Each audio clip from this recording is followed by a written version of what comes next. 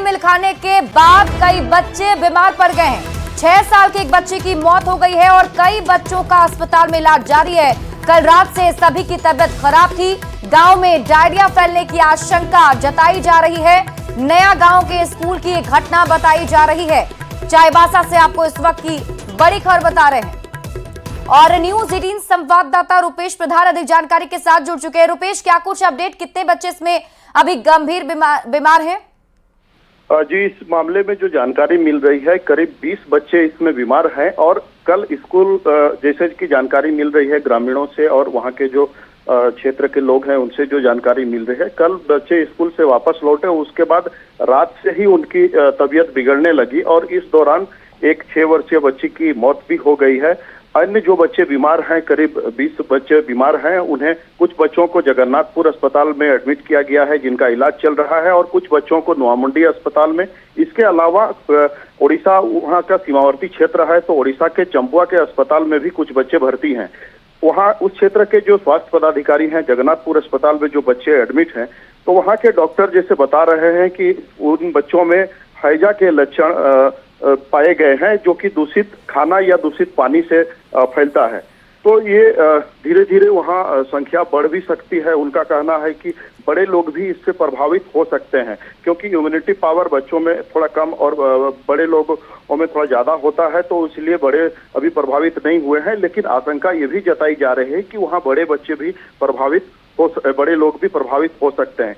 फिलहाल जो बच्चे ठीक है, आप इस खबर पर नजर बनाए रखिए। रुपेश, शुक्रिया इस अपडेट के लिए।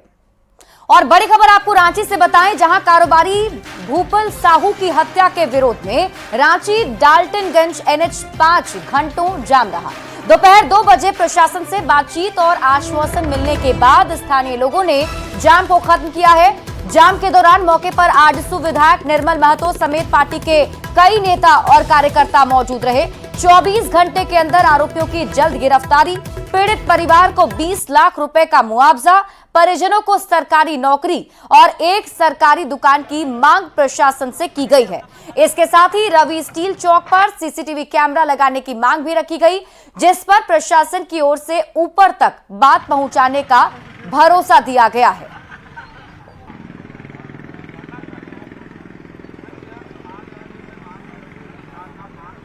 अपराधी अपने आप को सहज महसूस कर रहे हैं और झारखंड अपराधियों के लिए एक अच्छा शरण स्थली बन गया है, ऐसा लगता है। लोग दूसरे स्टेट से भी यहीं आकर के शरण ले रहे हैं, ऐसा।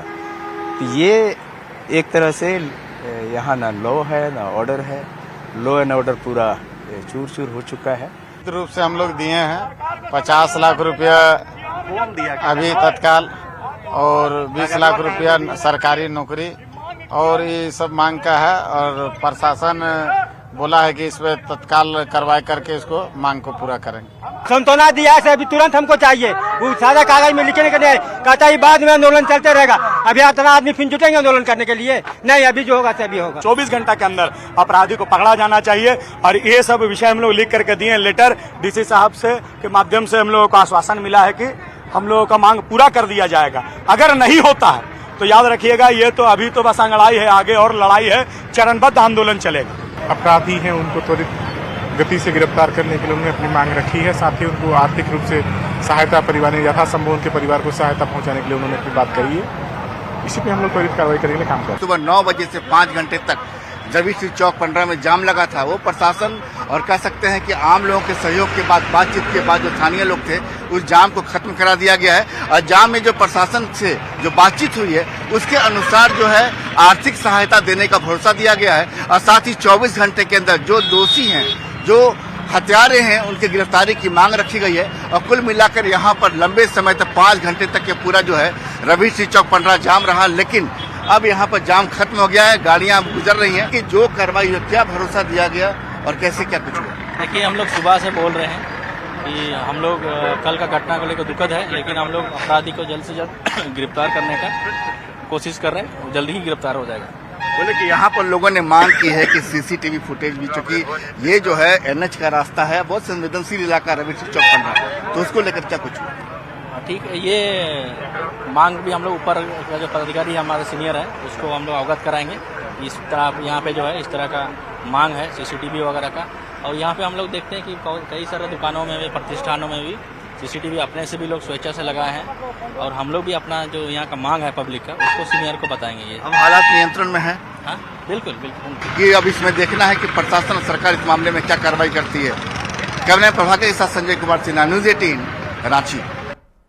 और इसी बीच आपको बड़ी खबर राजधानी रांची से बता दें, जहां सीरम टोली फ्लाईओवर के रैंप को लेकर चल रहा विवाद अब सुलझ गया है। प्रशासन के निर्देश पर रैंप को 6 मीटर पीछे करने का कार्य शुरू हो गया है। निर्माण में लगे कर्मियों ने रैंप के हिस्से को हटाना भी शुरू कर दिया है। इससे पहले बुधवार को डीसी सहित अन्य अधिकारियों ने सीरम टोली सरना स्थल का निरीक्षण भी किया था। रैंप की मापी भी कराई गई थी। आदिवासी समाज के लोगों का कहना था कि फ्लाईओवर के रैंप के कारण स्थल प्रभावित हो रहा है, जिसे लेकर सरना समाज की ओर से आपत्ति जताई गई थी। फ्लाईओवर रैंप विवाद को लेकर प्रशासन द्वारा 6 मीटर अस्थायी रैंप को हटाना शुरू किया है। जिला प्रशासन कल यहां आकर मुआयना किया था और इस मामले को लेकर विधानसभा के अंदर और विधानसभा के बाहर भी मामला उठाया गया था। अब जबकि सरहुल पर्व बिल्कुल नजदीक है और जो सीरम टोली फ्लाईओवर का रैंप लेकर के काफी दिनों से विवाद भी चल रहा था। पिछले कई दिनों से रांची में इस बंद का भी आयोजन किया गया था और कई तरह का धरना प्रदर्शन भी हुआ। लेकिन अब जबकि प्रशासन के द्वारा और सरकार की पहल पर, आदिवासी संगठन की पहल पर जिला प्रशासन ने कल ही इस कार्य को शुरू किया है और ये जो आप रैंप देख रहे हैं यह 6 मीटर को हटाया जाएगा, जो अस्थायी निर्माण किया गया है।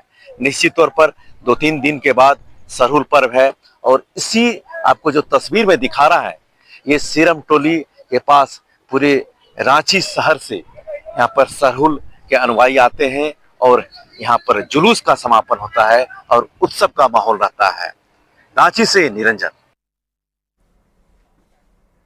और देखिए, इस मामले पर सियासत भी अब तेज हो गई है। बीजेपी का कहना है कि ये बस लॉलीपॉप है। आदिवासी मुख्यमंत्री आदिवासियों का ख्याल नहीं रखते, आदिवासियों को सिर्फ भ्रमित करने का काम किया गया है, जिस पर जेएमएम और कांग्रेस ने भी पलटवार किया है। तो आपको बता दें कि जो सीरम टोली का विवाद है अब उसे सुलझाने की ओर कदम आगे बढ़ाया जा रहा है और साथ ही साथ वहां पर अब जो पीछे रैंप को हटाना है उसके लिए भी कार्यक्रम जो है जहां पर जो लोग कर्मी हैं वो अब काम शुरू कर चुके हैं और इस पूरे मामले को लेकर झारखंड की सियासत गरमाई है। इस राज्य में माटी पुत्र आदिवासी का बेटा हेमंत सोरेन जी की सरकार है, एक संवेदनशील सरकार, प्रतिबद्ध सरकार। हम तानाशाही प्रवृत्ति के लोग नहीं हैं, जैसा दिल्ली के सल्तनत पर बैठे हुए लोग हैं। किसानों से कोई वार्ता नहीं, कोई बात नहीं, सीधा गोलियां चलवानी है, लाठियां चलवानी है। हम डायलॉग पर विश्वास करते हैं, हम वार्ता पर विश्वास करते हैं। दोनों पक्ष मिलकर बैठकर बातें करेंगे, निश्चित रूप से समस्या का निराकरण निकलेगा। और हम तो, हमारी सरकार ने बराबर न्योता दिया विभिन्न संगठनों की, आप आइए बात करते हैं, कुछ न कुछ हल निकलेगा और हल निकलेगा ही निकलेगा, ऐसा मेरा मानना है। क्योंकि जो लोग आंदोलनरत हैं वो हमारे अपने लोग हैं, उनकी सरकार है, फिर उनको अविश्वास नहीं करना चाहिए, किसी दूसरे दल के नेताओं के बहकावे में नहीं आना चाहिए। सरकार उनकी है, उनकी बातों को सुना जाएगा और जो बेहतर से बेहतर विकल्प होगा वो अपनाया जाएगा। एक लॉलीपॉप दिखाने का काम कर रहे हैं। देखिए, वो फ्लाईओवर का निर्माण हो चुका है, रैंप भी बन चुका है। अब वहां पर ये सिर्फ सरहुल पर्व को बिताने के लिए एक तरह से आदिवासी समाज को दिग्भ्रमित करने का काम माननीय मुख्यमंत्री जी ने किया है। अभी कौन ऐसा कमेटी बना है, कौन ऐसा इंजीनियर लोगों के साथ बैठक हुई है जो रैंप हटाने का जो निर्णय लिया गया है? ये हेमंत सोरेन जी की सरकार और हेमंत सोरेन जी ये सिर्फ आदिवासी को ठगने का काम कर रहे हैं। अगर ये वाकई में रैंप हटाने की नीयत इनकी होती तो ये पूरी की पूरी कमेटी, उसमें अधिकारी होते, उसमें इंजीनियर होते, उसमें आदिवासी संगठन के लोग होते, लेकिन इस तरह का कमेटी तो बनी नहीं है। वो सिर्फ सरहुल बिताने तक के लिए एक तरह से आदिवासी समाज को लॉलीपॉप दिखाने का काम कर रहे हैं। अब भारतीय जनता पार्टी मुद्दा विहीन हो चुकी है। अब वो पूरी तरह फ्रस्ट्रेशन में आ गई है। अब फ्रस्ट्रेशन में आने के बाद वो किन मुद्दों पर क्या बयान देना है, ये भारतीय जनता पार्टी के नेताओं को अब समझ में नहीं आ रहा है। सरकार पूर्व से ही इस मामले को लेकर के गंभीर थी। माननीय मुख्यमंत्री जी ने भी कई सामाजिक संगठनों के साथ, आदिवासी सामाजिक संगठनों के साथ उनकी बैठक हुई और उसमें उन्होंने ये कहा भी कि सिरमटोली फ्लाईओवर का जो मामला है उस मामले को हम सुलझा देंगे और सरकार उस दिशा में आगे भी बढ़ गई है, क्योंकि भारतीय जनता पार्टी जब आग बुझ जाती है तो फिर अपनी राजनीतिक स्वार्थ पूर्ति के लिए उसको लहकाने का प्रयास करती है। और इस वक्त की बड़ी खबर आपको धनबाद से बता दें, जहां साइबर पुलिस को बड़ी सफलता मिली है। लोगों को लूटने वाले 3 शातिर गिरफ्तार कर लिए गए हैं। हनी ट्रैप के जरिए लोगों को लूटते थे। 9 mobile, 14 SIM card, 13 ATM card जब्त किया गया है। हजारीबाग के रहने वाले तीनों अपराधी बताए जा रहे हैं। कोलकाता के बाद धनबाद में अपना ठिकाना बनाया था और लोगों को लूटते थे। हनी ट्रैप करने के बाद लोगों को अपना शिकार बनाते थे।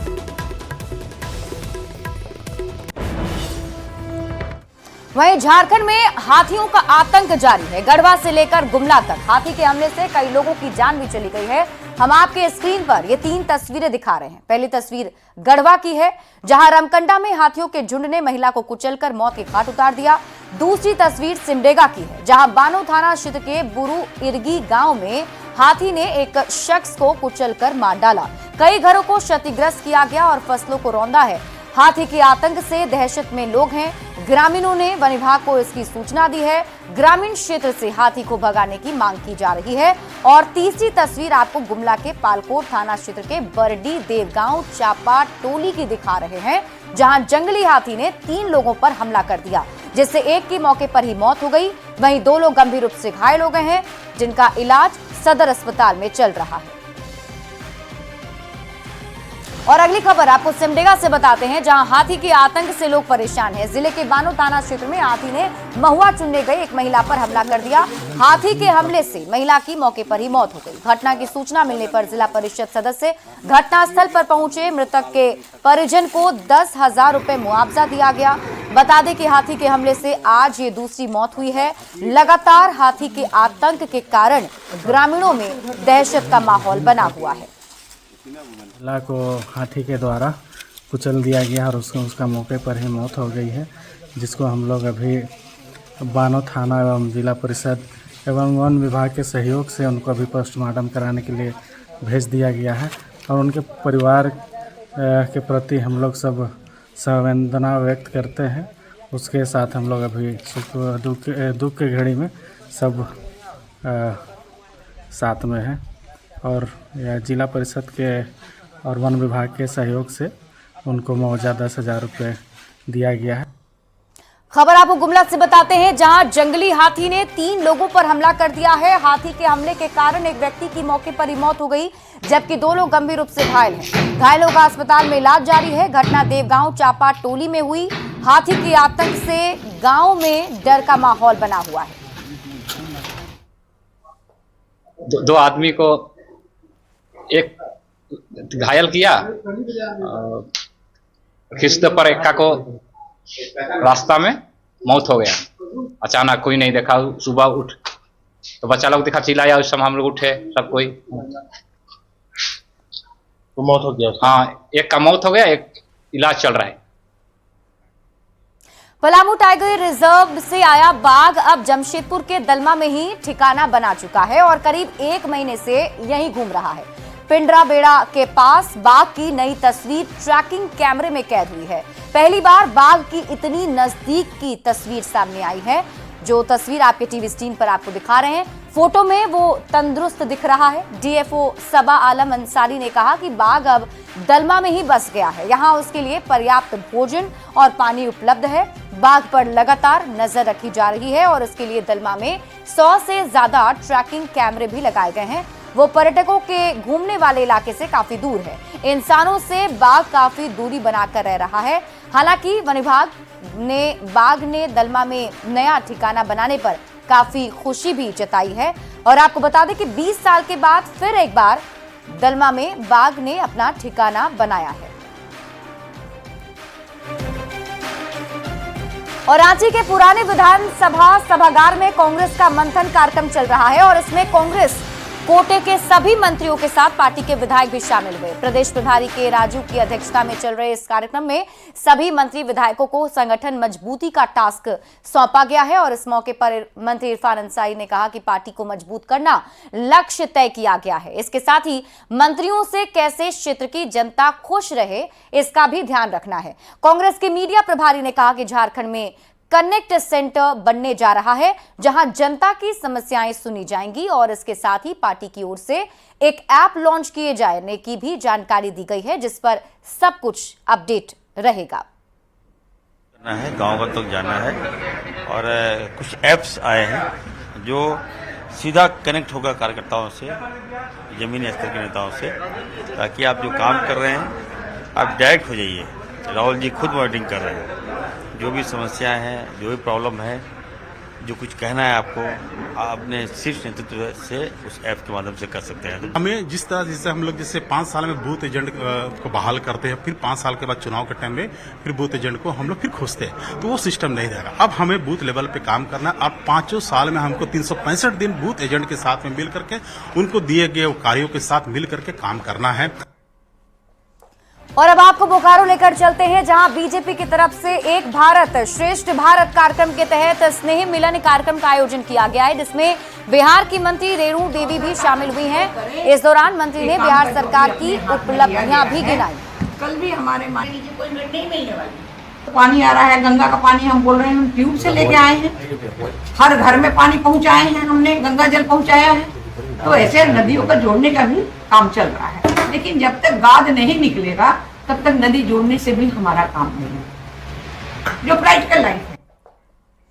और खबर आपको बोकारो से बताएं जहां ईद, सरहुल और रामनवमी को लेकर बोकारो पुलिस अलर्ट मोड पर है। जिला एसपी ने सभी संवेदनशील इलाकों का खुद दौरा कर लोगों से बात की है।